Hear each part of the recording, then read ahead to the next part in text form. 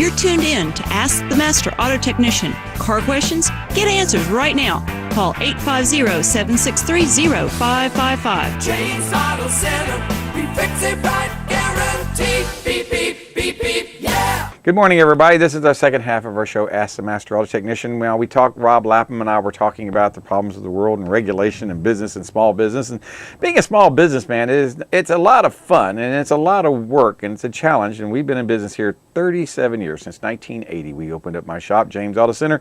And like I told Rob, I opened it up with $5 in my pocket and a $300 credit limit at the local parts store. And I usually, after about 2 or 3 days, I had to go down there and pay my bill because I kept getting growing and growing and growing.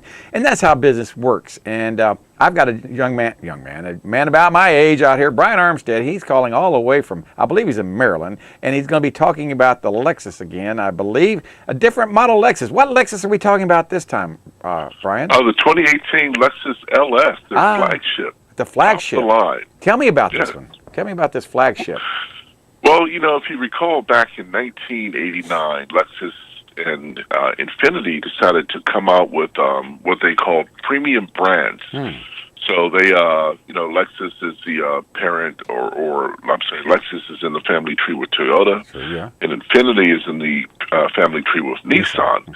But when they decided to go upscale, they created these new divisions, Lexus and Infiniti. Lexus, when they first came out, showed you the actual car performing, the interior, the exterior of the car. You got a sense of what it looked like, what it felt like. Yeah. Infiniti, on the other hand, showed you fields of flowers, and you never saw the car in commercials. And as a result, people flocked to the Lexus dealerships to see what this new car was all about that was going to compete with Mercedes-Benz. And practically no one went to the Infiniti dealerships, even though the Infiniti at the time was a better car. I did not know that. Different styles of marketing, flowers and puppies versus actual car. All right. So Infiniti has always kind of played catch-up to Lexus because even though they built some outstanding cars, Lexus had such a head start with that, with the Lexus LS500.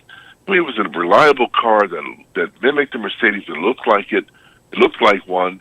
Didn't handle like one, or wasn't quite the build quality of one, but still, it came close enough, and it was a lot cheaper. It was almost a third cheaper than an S-Class. Okay.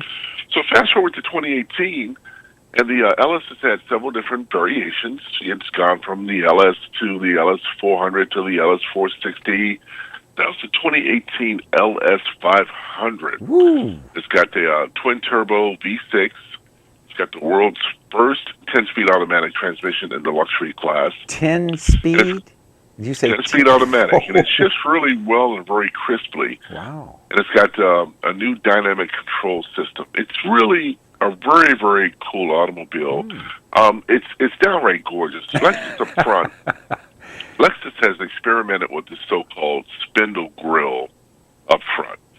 Now, basically, a spindle grille looks like almost like a spider web kind of deal, where it's just an odd shape. It's not a spider web. I forgot the actual name of it, but it's just a large, wide mouth grill. Yeah, I agree. It kind of looks like, you see those, it looks like suction ports on the very bottom on the left and right, and the grill going across the bottom. I call it like a Darth Vader look, I mean, it's... the Darth Vader look would be very cool. It is. I mean, it's big. Now, believe it or not, with this new Lexus LS, there are actually 5,000 to 7,000 contact points on that grill. They took this grill and put it on a CAD machine and just totally redesigned it, as the Japanese do. I mean, they take things and instill their philosophies into different design elements. Right. And the result is a absolutely gorgeous grill up front. You come around to the side, and the Lexus LS is athletic now. It looks like a muscle car that's also a luxury car. You can get 20-inch wheels. It's beautiful paint options. You step inside, and you have unique trim. You can get cut glass on the interior of the car on the side panels, and you just don't see that. And what is cut glass? I mean, I don't know. They use a method called Carico, which is hand cut glass that they can attach to different parts of the car. Now, on the Lexus LS, the hand-cut glass is actually attached to the side panels. It's quite striking when you see it, but at some point it looks like plastic instead of real glass. Oh, okay. So basically where the side door handles are, you have a swath of extremely well-designed, high-tech cut crystal glass that's actually inlaid into the door panel. Oh. Now, beside that, you have a fabric that's pleated and tufted that looks like something that came out of a Hollywood design studio or not Hollywood, a Beverly Hills design studio. Okay. Just very, very high-end, upscale. I'm not a big fan of the tufted pleating or the cut glass, but I think a lot of people will be. It's just not my particular cup of tea, but I think a lot of people will like this.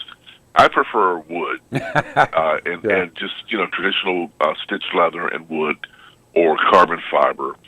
But I think the cut glass kind of amplifies or shows how serious is Lexus about taking care of the interior of the car and making sure that the driver has the ultimate in-car experience. So you step inside the vehicle and you have a 12.3-inch center screen with all of your information on it. You come down, your telematics and all of that information. You come down and the dashboard kind of sweeps over to the passenger side with metal lines of metal actually embedded into the dash that create a sweeping motion over to the dashboard. Over to the passenger side. It's kind of hard to explain without a photograph up for your viewers to see. Yeah. But rest assured, James, the image is striking. Well, we got a picture right now on the back showing the sides of it. My wife's got on the interior showing the Lexus, and it's pretty impressive. I'm seeing the interior. I'm seeing the how you're talking about the pleating or tucking or whatever it is. It's a very clean looking design in there. It looks like the seats are even air conditioned seats. It looks like they're ventilated. Oh yeah. The seats are definitely air. They're cooled and heated. Yeah, I can see that. It's awesome looking seats. I mean, if you're going to have a luxury car, you want to be comfortable. And apparently Lexus has spared no expense into creature comforts for the person.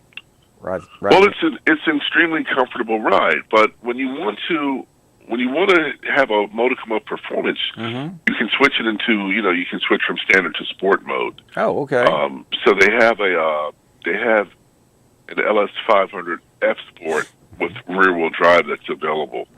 So this thing can you can either do hybrid and get fuel efficiency. You can do the standard LS500 if you just want luxury.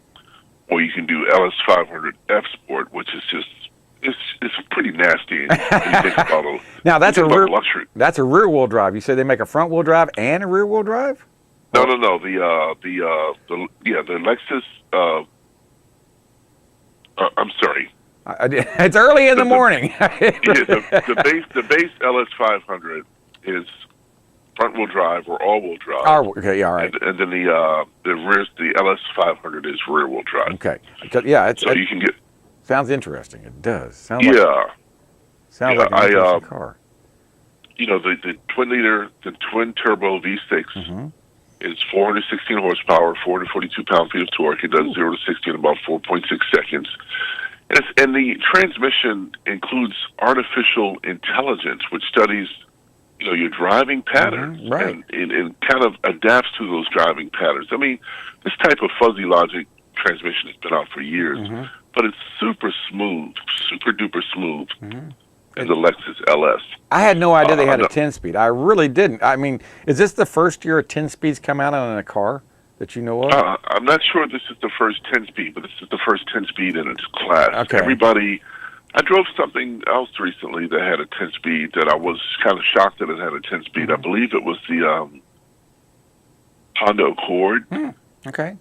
So 10 speeds are out there. Okay. Sooner or later somebody's going to have 11 and 12. When they get up to 20, they get up to 20 speeds, maybe they'll stop. Oh man, that's why they just need a CVT transmission. It has endless numbers of gears. Oh no. CVTs. I know. CVTs are not the way to go. I know. I know you like that sportiness. Yeah, you like. I am not a fan. I am not a fan of CVTs.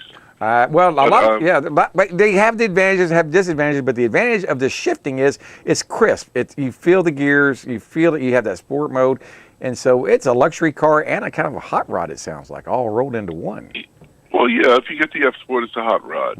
Now, the thing I don't like about the Lexus 5, the LS, is that the front cabin, the roof line kind of slopes down towards the windshield. I mean, towards the front hood. So if you're very tall, like I am, you have slightly less headroom and legroom in the car because a lot of emphasis is placed on the back seat.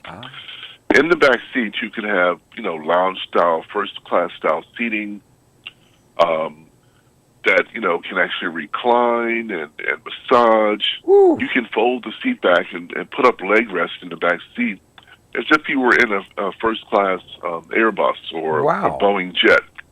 So it's a really, really cool rear seat package. That's an optional package. But I'm not in the back seat. No, you're in the front seat, and you're 6'8". So, I'm 6'9", and I'm in the back seat, and I don't necessarily, I wouldn't. If you want to use this car as a limo or, if you're driving around an executive, this is the perfect car because the executive, he or she can sit back, relax, get work done, or just rest. Yeah, it sounds like it sounds like something that Rolls-Royce had years ago. That's what I'm picturing. I'm picturing someone driving around, a chauffeur, and pulling up to a red light, and the passenger asking, "Do you have any Grey Poupon?" I mean, it sounds like a great luxury car and very comfortable. Well, actually, Maybach had the feature where they were one of the first car manufacturers, if not the first, to come out with the reclining seats in the back, that kind of aircraft style, first-class style seating in the back. So that was actually Maybach, which was an upscale S-Class that delivered that feature. I remember reading about it. Never saw it, but I heard about that. Never seen it. Yeah, I know I'm running out of time. Yep. Got about 30 seconds. You can go to Lexus.com for more details on the 2018 Lexus LS. It's a new flagship. Fully loaded, you can get one for about $90,000. The base price is starting in the 80s. It's a very, very well-executed car. My favorite Lexus, however, is the Lexus LC 500 that we talked about a couple of weeks ago. Right. This is a terrific sedan offering. It certainly have a big following, and it's a well-done effort from Lexus. And it's Lexus.com? LS 500. Lexus.com for more details. Yep. Right. Sounds great. Thank you so much for being on here, Brian. We'll talk to you again next week. And we're going to talk next week. Dodge Demon. Dodge Demon with 840 horsepower. We're going to talk. All right. We're looking forward to hearing about that. All right. Talk to you later, Brian. Bye-bye. Thank you. Bye-bye. James Auto Center, we fix it right.